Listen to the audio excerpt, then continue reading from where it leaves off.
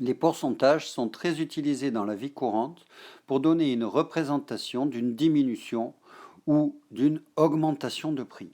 Le cas le plus courant est celui des soldes, où l'on affiche dans les magasins des pourcentages de réduction de prix pour les produits mis en vente. Quand on regarde cette affiche, on peut voir des propositions de moins 20%, moins 30%, moins 40%, moins 50% des prix initiaux des produits en vente dans le magasin. Comme toujours avec les pourcentages, il s'agit ici de donner une image d'une réduction de prix par rapport à une valeur idéale de 100 euros. Pour bien comprendre tout cela, nous allons utiliser un tableau. Quand on voit moins 20% de solde, cela veut dire que l'on va avoir une réduction de 20 euros pour un prix initial de 100 euros. On va enlever 20 euros pour 100 euros. Pour calculer le nouveau prix, il faudra donc retrancher à 100 euros la valeur de 20 euros. 100 euros moins 20 euros de réduction, nous aurons un nouveau prix réduit de 80 euros. On pourra dire que 80 euros représente 80% du prix initial de 100 euros. Quand on a une réduction de 20% du prix initial, 100% moins 20%, nous payons 80% du prix initial. Et ici, comme nous partons d'un prix idéal de 100 euros, 80% de 100 euros, c'est 80 euros. Pour 30%, 40%, 50% de solde, le raisonnement sera toujours le même. Quand on a moins 30% de réduction, pour 100 euros d'achat, on va enlever 30 euros. Pour moins 40%, 40% de réduction. Pour 100 euros d'achat, on retranchera 40 euros pour obtenir le nouveau prix. Et enfin, pour 50%, pour 100 euros d'achat, on retirera 50 euros par rapport au prix initial. On fera donc les calculs. 100 moins 30 euros pour 30% de réduction, 100 moins 40 euros pour 40% de réduction, 100 euros moins 50 euros pour 50% de réduction. Avec pour résultat 70 euros, 60 euros, 50 euros.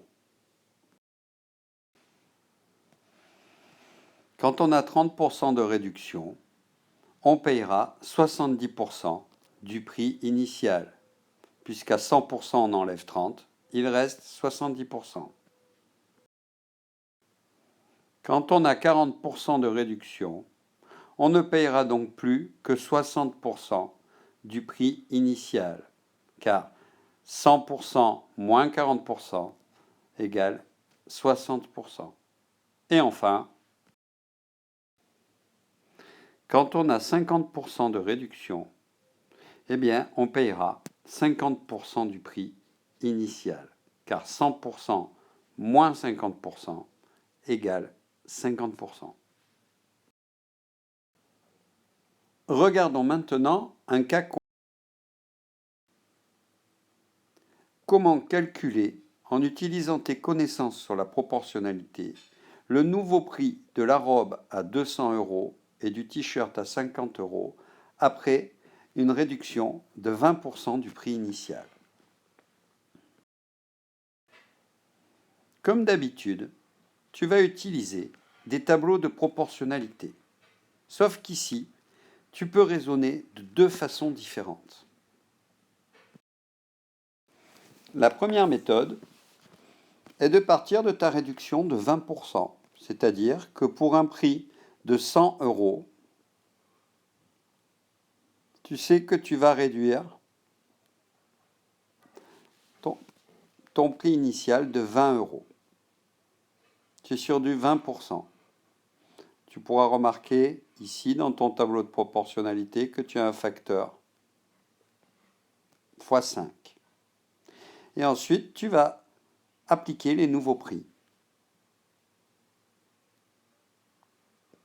200 euros, 50 euros. Tu vois que 200, c'est le double de 100. Donc, si ta robe vaut 200 euros, 2 fois plus que le 100 euros de l'image 20%, eh bien, tu vas avoir une réduction de 2 fois 20 égale 40 euros. Si tu achètes le t-shirt à 50 euros, tu sais que 50, c'est la moitié de 100. Donc, ta réduction sera également de la moitié. Donc, tu vas faire 20 divisé par 2, tu auras une réduction de 10 euros. Mais tu ne connais pas encore ton prix. Car tu sais que la réduction, c'est ce que tu dois enlever au prix initial. Tu devras donc écrire 200 moins 40. Et ici, 50 moins 10 pour trouver ton nouveau prix. Tu n'as plus qu'à calculer. 200 moins 40 égale 160 euros. Et 50 moins 10 est égal à 40 euros. Voilà tes deux nouveaux prix soldés. Dans cette méthode, tu as donc une partie de travail sur la proportionnalité ici et une deuxième partie où il ne faut pas oublier de retrancher ta réduction de prix. La réduction, c'est ce que tu enlèves au prix. Donc, il ne faut pas oublier le deuxième calcul. La deuxième méthode est plus rapide. Elle utilise directement la proportionnalité pour trouver le prix réduit directement. On va se servir de cette colonne-là.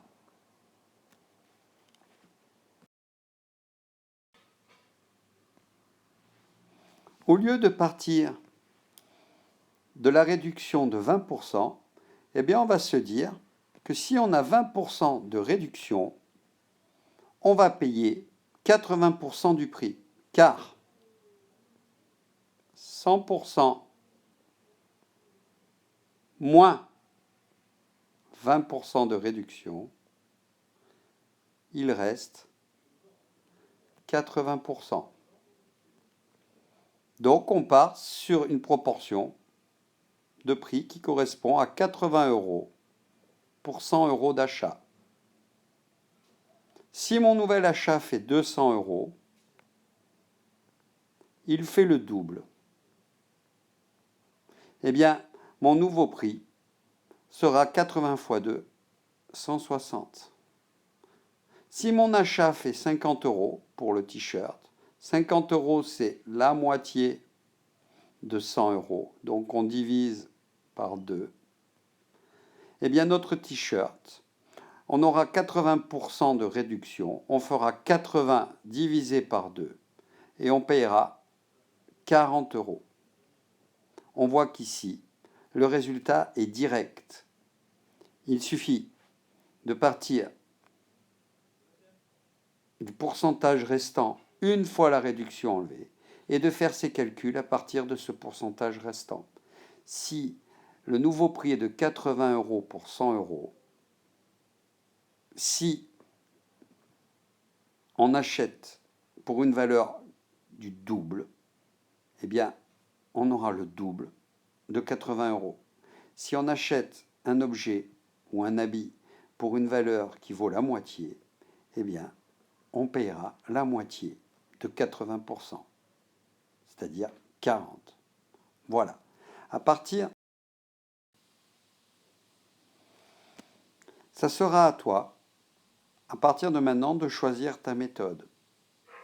Tu peux utiliser celle-ci. Tes calculs auront toujours pour point de départ la réduction affichée, mais il ne faudra pas oublier de soustraire la réduction du prix initial. Sinon, tu peux utiliser cette deuxième méthode dans laquelle tu devras, ou par écrit ou mentalement, déduire ton pourcentage de réduction pour trouver le pourcentage du prix initial que tu vas payer. À partir du moment où tu as trouvé ce pourcentage, tu peux travailler directement dans ton tableau de proportionnalité pour trouver tes nouveaux prix. C'est à toi de faire ton choix. Tu vas le faire d'ailleurs dans l'exercice que je te donne à faire dans ton cahier à la suite de cette vidéo. Bon travail à toi.